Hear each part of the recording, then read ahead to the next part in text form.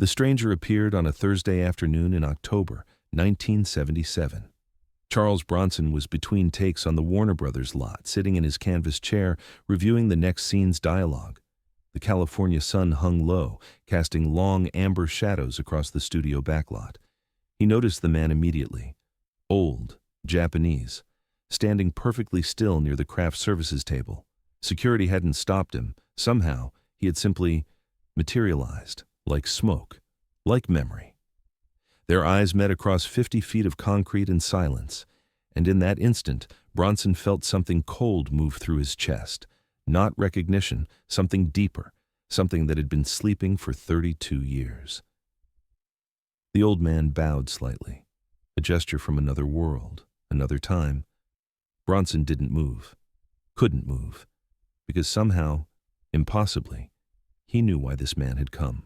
Charles Bronson was 56 years old. His face had become a monument. Hard angles, deep creases, eyes that revealed nothing and saw everything. Directors called it the mask. Audiences called it strength. But those who knew him understood it was something else entirely. It was armor. The studio lot buzzed with the controlled chaos of production. Grips moved equipment. Assistants shouted into walkie-talkies. Somewhere, a generator hummed its industrial song. This was his world now. Lights, cameras, the comfortable fiction of make-believe. But the old man at the edge of the set didn't belong here. Bronson set down his script, rose slowly from the chair. His movements were deliberate, measured, the walk of a man who had learned long ago that sudden gestures invited trouble. "Can I help you?" His voice carried across the gap between them. Crew members glanced over, sensing tension. A security guard started moving toward the stranger. The old man raised one weathered hand. "Bronson-san." His English was careful, accented, each word placed like a stone in a garden. "I have traveled very far. I ask only for 10 minutes of your time." "Who are you?" "My name is Kenji Tanaka. You do not know me." A pause. "But I know you. From a long time ago." Bronson's jaw tightened. "I don't know anyone from August 7th, 1945, Nakatsu Village, Oita Prefecture." Tanaka's voice didn't waver. "You were there, in the sky." The world seemed to tilt. Bronson stood frozen, the California sun suddenly cold on his skin. Around him, the set continued its mechanical dance. But in his mind, he was falling. Falling through clouds, through decades, through carefully constructed walls of forgetting. The security guard arrived, hand on Tanaka's elbow. "Sir, you need to leave. This is a closed set." Bronson heard his own voice from a great distance. "It's fine. Let him go." "Mr. Bronson." "I said it's fine." His eyes never left the old man. "We'll talk in my trailer." The trailer was small but private. Bronson closed the door, shutting out the noise of the world. 2 chairs, a narrow table, a window that let in slanted afternoon light. Dust motes drifted in the golden beams like tiny ghosts. Tanaka sat with his hands folded in his lap. He seemed impossibly calm, the stillness of deep water, of ancient stone. Bronson remained standing. His heart was beating too fast. He hadn't felt this way in years, not since... No. He wouldn't think about that. Not yet. "How did you find me?" That was the easy part. Tanaka's lips curved slightly, not quite a smile. "Your face is on billboards across the country. The hard part was finding the courage to come." Courage? To face the man who destroyed my world. The words hung in the air like smoke. Bronson's hand found the edge of the counter, steadying himself. "I don't know what you're talking about." "August 7th, 1945, Tanaka repeated. "The morning after Hiroshima. A squadron of B-29 bombers flew a secondary mission over southern Japan. Targets of opportunity, they called it. Small villages, farms, places with no military value." Bronson said nothing. "Nakatsu was my home. 300 people, rice farmers, fishermen, children." Tanaka's voice remained steady, but his hands, for the first time, trembled slightly. "That morning I was 7 years old. I was in the field with my grandmother, collecting vegetables for breakfast. We heard the engines first. Then we saw the silver birds high in the sky. So beautiful. I pointed at them. I asked my grandmother what they were." He paused. She didn't have time to answer. Bronson's throat tightened, he remembered. God help him, he remembered. The B-29 Superfortress had been named Lucky Penny, a joke among the crew because nothing about those missions felt lucky. Bronson was 23, a tail gunner, watching the world spin beneath him through a plexiglass bubble. They had flown 31 missions over the Pacific. Bronson had lost count of the bombs, the fires, the distant orange blooms that meant someone else's world was ending. By August 1945, they were running out of primary targets. The big cities were already ash, so command sent them after the small places, villages, supply routes, anything that moved. August 7th, he remembered the coordinates, the morning haze over the green hills, the pilot's voice crackling through the intercom, "Targets acquired! Bombardier, you're clear!" And then the bombs falling, silent at first, those terrible seconds of free fall, before the explosions painted the earth in fire and black smoke. Bronson had watched through his gun sight. He had watched and done nothing, because that was his job. That was what soldiers did. They followed orders. But late at night, in the barracks, in the years that followed, he saw those hills burning. He saw shapes running, tiny figures, too far away to be human, but human nonetheless. He had taught himself to forget, to bury it beneath layers of time and work and the comforting fiction of a new identity. Charles Bronson, movie star, tough guy, the stone face, had no past, only a present, until now. "I was the only survivor," Tanaka said quietly. "From my family, from my street. The blast wave threw me into an irrigation ditch. The water saved me from the fire." Bronson found his voice. It came out rough, scraped raw. "Why are you here?" "For 32 years I've carried something." Tanaka placed his hand over his chest. "Here. A weight. A stone. I thought it was hatred. I thought I hated the men in those planes, the men who killed my mother, my father, my grandmother, my 2 sisters, my baby brother." He looked up, and his eyes, dark, ancient, impossibly calm, met Bronson's. "But hatred is heavy, Bronson-san, and I'm tired." Bronson's hands were shaking now. He pressed them flat against his thighs. "What do you want from me? An apology? I was following orders. We all were. That's what war. I don't want an apology." The words stopped Bronson cold. "I came here," Tanaka continued, "because I realized something. For 32 years, I blamed the men in the sky, the silver birds, the American devils. But last year, my doctor told me I have cancer. I have perhaps 6 months to live. And facing death changes a man." He leaned forward slightly. "I realized that you were not devils. You were young men, boys, really, following orders, trapped in the same machine that trapped us all, the machine of war." His voice softened. "You did not choose to destroy my village. History chose for you. And carrying my hatred all these years has not brought my family back. It has only poisoned my own heart." Bronson stared at him. "So I came here," Tanaka said, "not to receive an apology, but to give you something. Give me something. Forgiveness." The word echoed in the small trailer.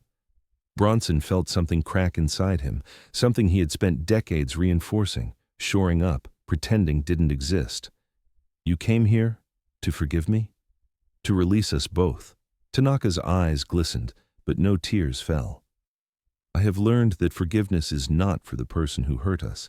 It is for ourselves, to set down the stone we have been carrying." Bronson's legs gave out. He sank into the chair across from Tanaka, his face in his hands. "You don't understand," he said, his voice muffled. "I remember that day. I remember watching the bombs fall. I remember the fires." He looked up, and for the first time in 32 years, his mask cracked. "I remember seeing a woman running with a child in her arms, through my gun sight. I remember seeing her fall." Tanaka was silent. "I think about her every night. I've never told anyone. Not my wives, not my friends, no one." Bronson's voice was a whisper now. "She might have been your mother. She might have been anyone. But I see her face, even though I couldn't possibly have seen it from that altitude. I see it in my dreams. And I wake up, and for a moment, I don't know who I am anymore." The trailer was silent except for the distant sounds of the studio. Voices, machinery, the ordinary business of making pretend worlds. You have been carrying your own stone, Tanaka said quietly. Yes. For 32 years. Yes. Tanaka rose slowly from his chair. He crossed the small space and stood before Bronson. Then, with a grace that seemed to come from another era, he bowed deeply. Then I forgive you, Bronson-san, and I ask you to forgive yourself. Bronson couldn't work for the rest of the day. He sent word through his assistant, stomach trouble, needed to rest. The director was frustrated but accommodating. Charles Bronson had earned that much capital over his career. But Bronson wasn't resting. He sat in his trailer as the sun set, as the studio lot emptied, as the lights went out one by one. Tanaka had left hours ago, pressing a small card into Bronson's hand before departing. Kenji Tanaka, Pacific Memorial Hospital, room 412, cancer, 6 months. The old man had crossed an ocean to forgive the man who had destroyed his childhood, and now he was dying in a hospital room in Los Angeles. Bronson stared at the card until the numbers blurred. Forgiveness. The word felt foreign, alien. He had spent his life building walls, walls between himself and the past, walls between himself and others, walls so high and thick that even he couldn't see over them anymore. Charles Bronson, the stone face, the man who felt nothing, feared nothing, showed nothing.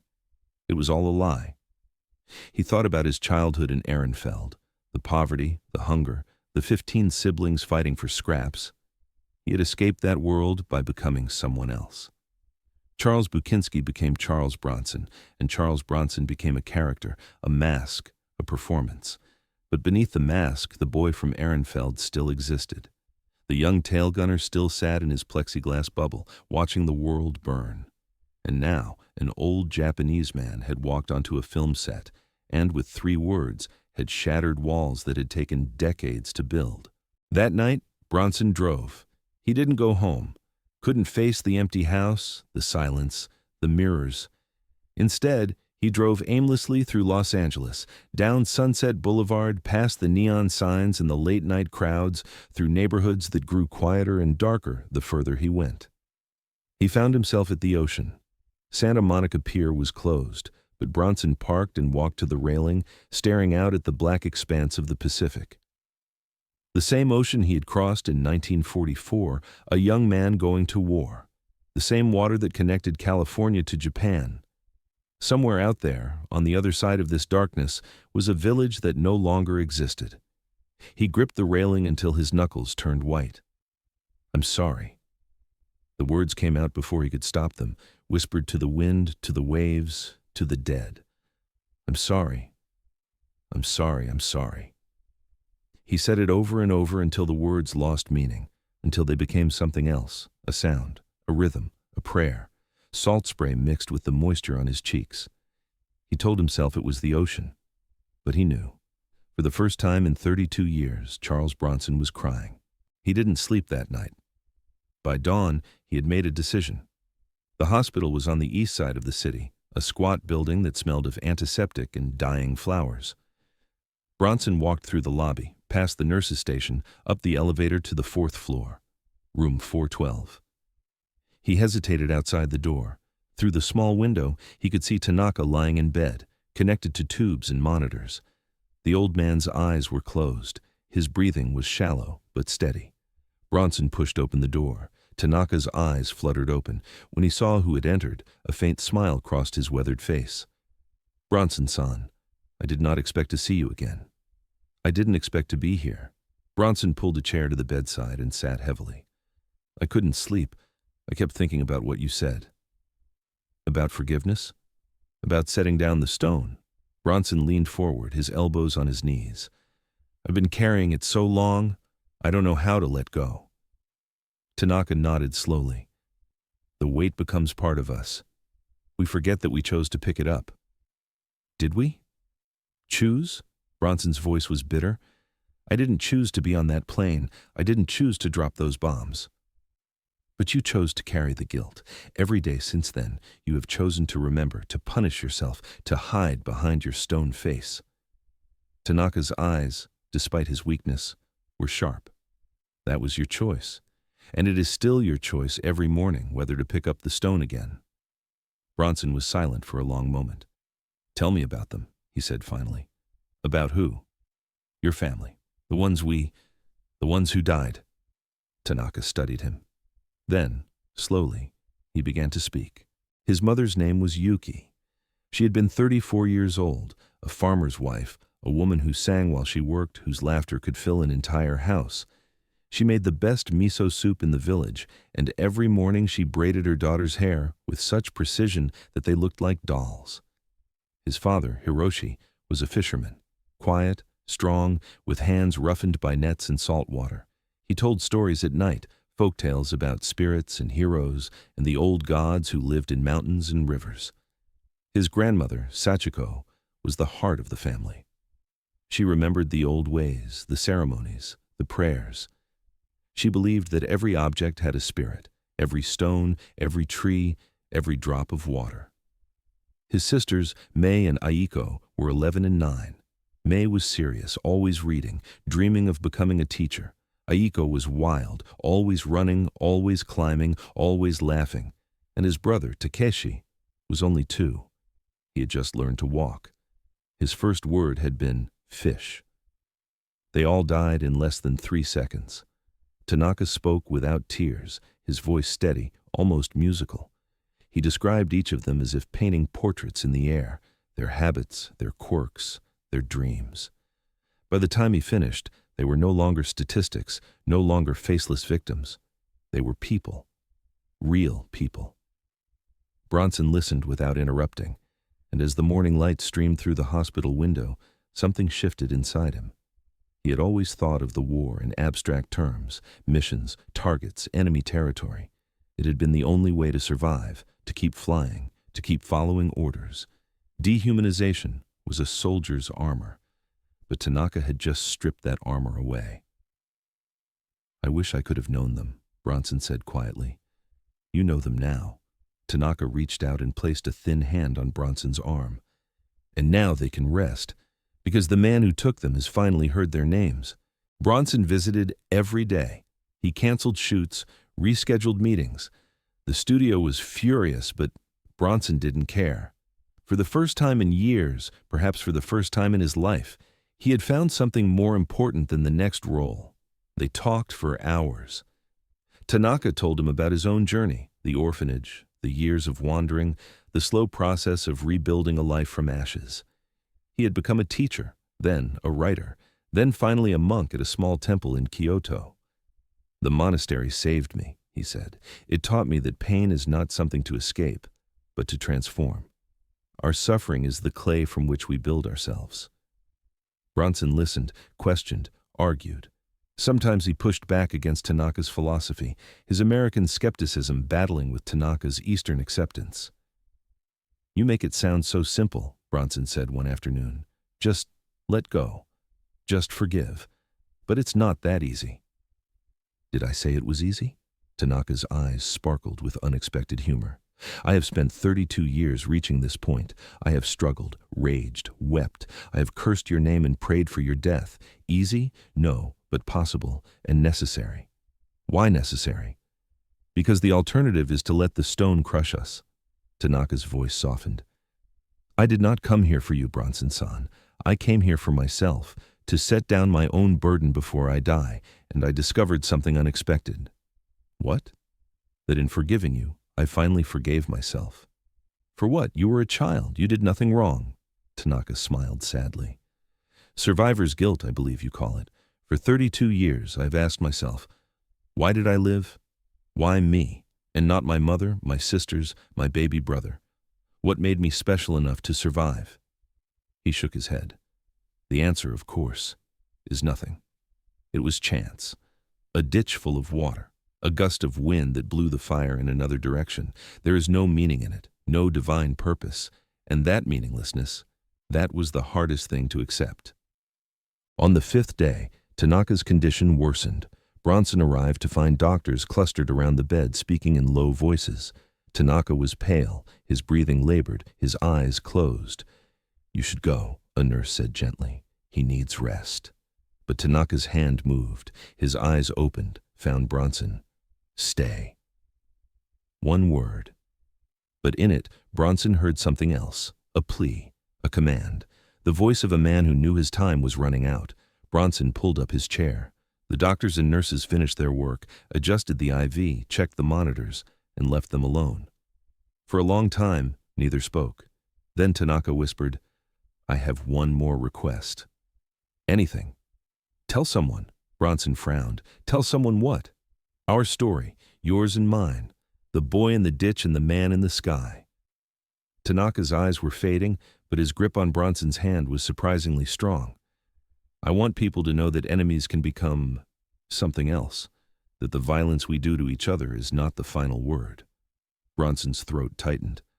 "I'm not good with words. I'm just an actor."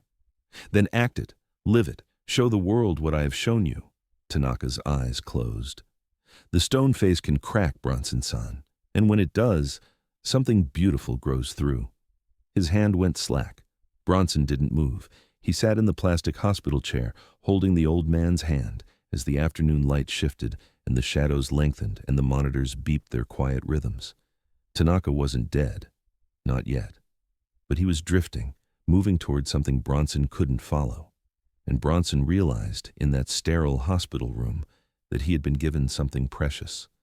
Not just forgiveness, but a mission, a purpose, a way to finally set down the stone. Kenji Tanaka died 3 weeks later. It was a Tuesday morning, the first week of November. The sky was overcast, a thin drizzle falling over Los Angeles, rare for California, as if the weather itself was mourning. Bronson was there at the end. He had held vigil for 3 days, sleeping in the hospital chair, refusing to leave. The nurses had stopped trying to make him go. They understood, somehow, that this was something more than a celebrity visiting a fan. Tanaka's last words were in Japanese. Bronson didn't understand them, but the nurse, a young woman whose grandmother had come from Osaka, translated through tears. He said, "The silver birds were beautiful that morning."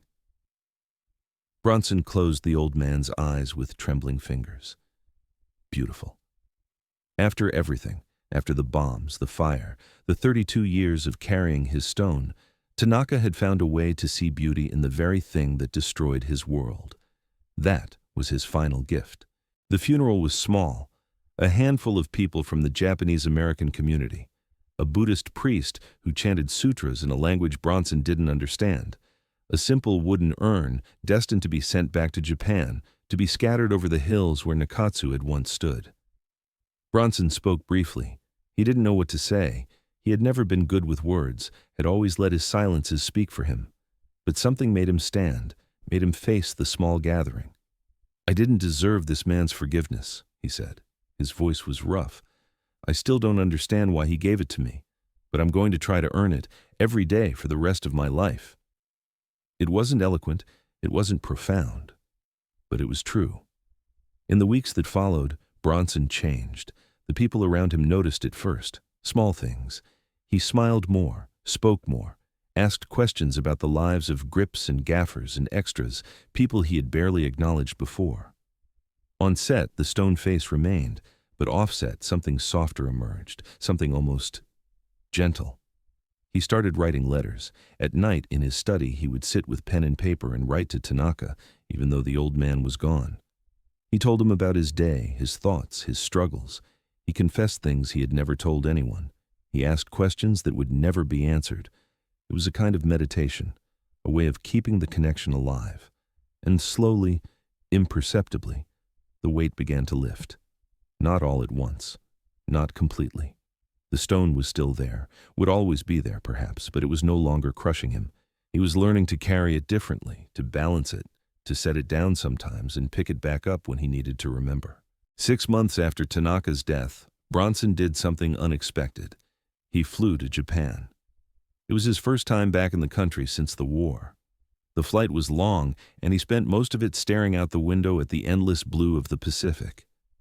Somewhere down there, beneath those waves, were the wrecks of warships, the bones of young men, American, Japanese, who had killed each other for reasons they never fully understood.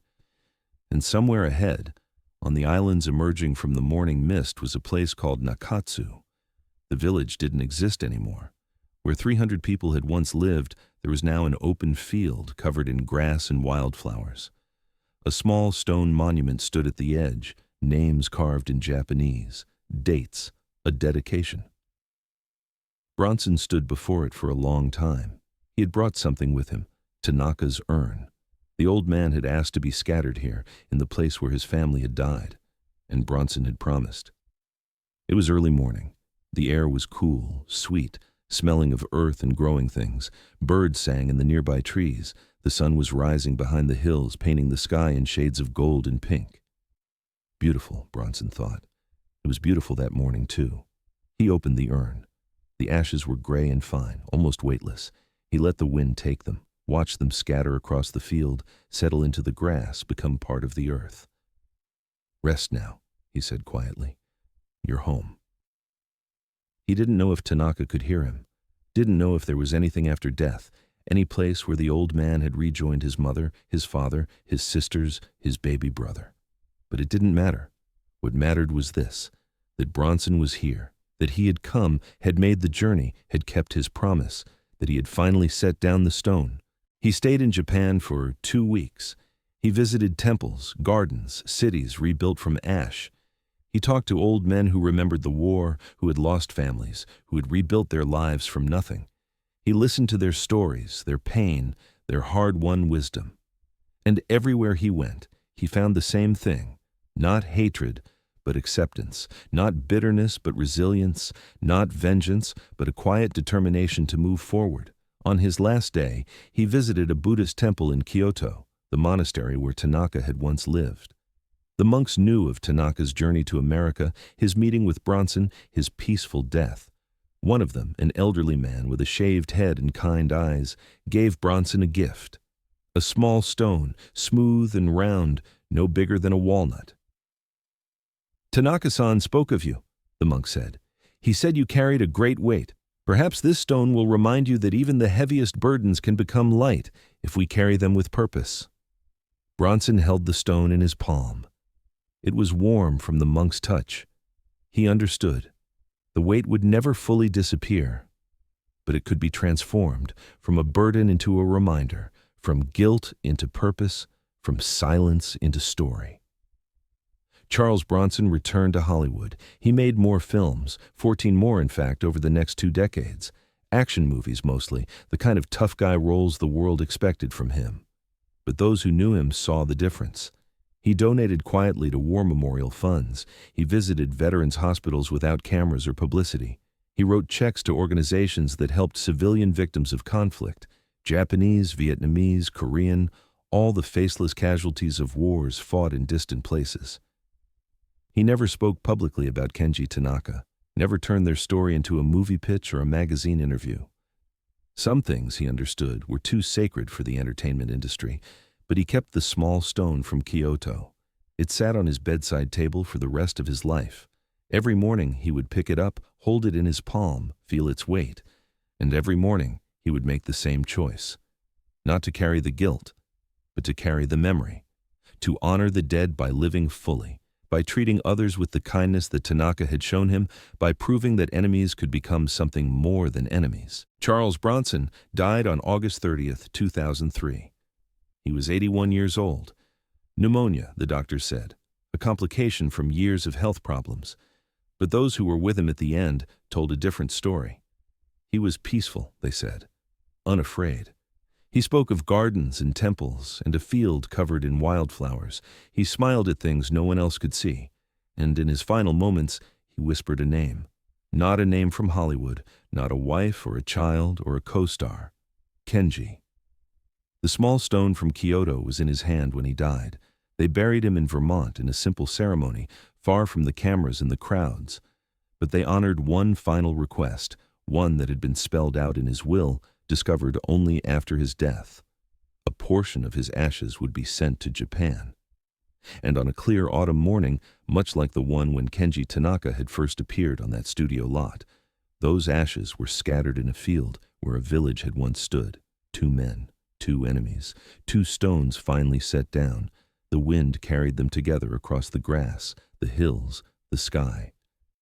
And somewhere, perhaps, they found the peace they had been seeking all along. The field at Nakatsu is quiet now. The monument still stands, weathered by decades of rain and sun. The names are harder to read each year, the stones slowly surrendering to time. But in the spring, wildflowers bloom, pink and white and yellow, covering the earth in color. Children from nearby towns sometimes visit on school trips. They stand before the monument, read the names, try to imagine a world that no longer exists. They don't know about the silver birds. They don't know about the boy in the ditch or the man behind the gun. They only know what their teachers tell them, that something terrible happened here long ago, and that somehow, against all odds, the earth kept growing. That is enough. That is everything. The heaviest stones we carry are the ones we place upon ourselves, and the bravest thing we can do is learn to set them down. Kenji Tanaka, 1977.